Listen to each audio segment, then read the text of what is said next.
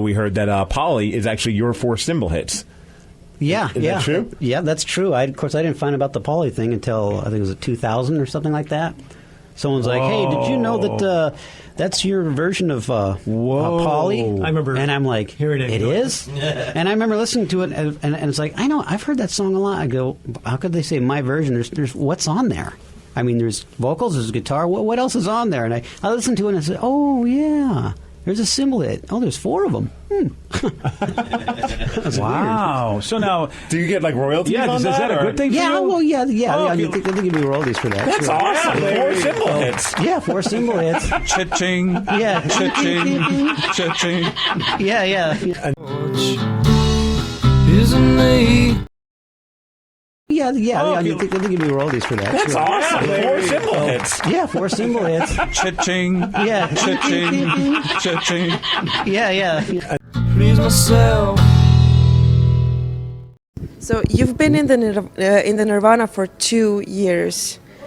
What is your brightest memory of that time span of your life? Well, I would have to say some of the touring that we did a lot, because we toured in a very small van, and it was before everything got really, really big. But it was like it was sort of I don't know, it was a good feeling to just kind of like do our own thing. We didn't really have anybody else but ourselves. There wasn't like a tour manager with us or anything, so we're just kind of on the road, just following our nose as we go. And I don't know, it's just something about just seeing places and going to different places to play. I've always just loved that, and it's a lot of fun doing that with those guys.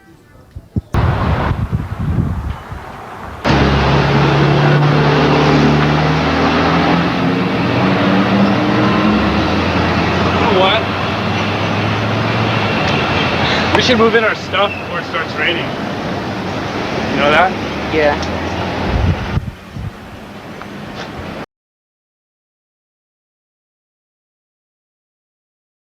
Do you have some like special memories from those times that basically stick out? It was kind of a challenge, but I enjoyed it. Like when we first started out, we'd play a show and we'd be wondering if, will we make enough money to, put in the gas tank to get to the next show. So it was very, touch and go at first. But one time, and this is kind of a funny one for me, we were driving through Montana, which it takes a long time to drive, through that state. And I was completely I was driving, and I was kind of bored, so I decided to drive with my teeth. So I had my teeth on the steering wheel like this, and I'm just like driving like that. And I'd been doing it for a long time. Like I'd actually, Chris woke up and he looked at me. He was like, "What are you doing? Don't drive with your teeth." I said, "Okay," but I didn't have the heart to tell him that I'd been doing that for almost 2 hours. So yeah. We should have never turned off the highway this far. Boys, I think we're in Smallville. We lost.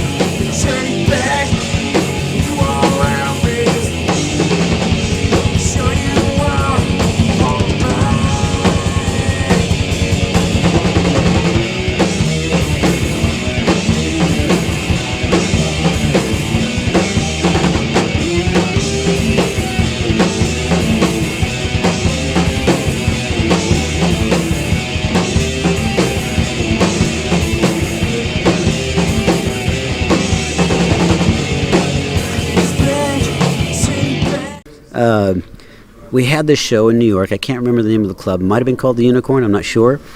but they had a rubber mat for, instead of carpet for the drums, they had a rubber mat, and the kick drum kept on sliding and sliding and sliding, and I was constantly during songs just trying to grab it and pull it forward. Everything has to be there, and so anyway, it keeps sliding and sliding. So I'm grabbing it and pulling it forward, and eventually, like by the last song, the Negative Creep, I got halfway through it, and I got so frustrated, I just stopped. I picked up the kick drum above my head and just slammed it on the stage, which I ended up cracking it. So I had duct tape and had to, tape it together because I was only halfway through the tour, so I had to finish the rest of the tour with a cracked drum set. But yeah, that was just that was a low. I did not like that moment.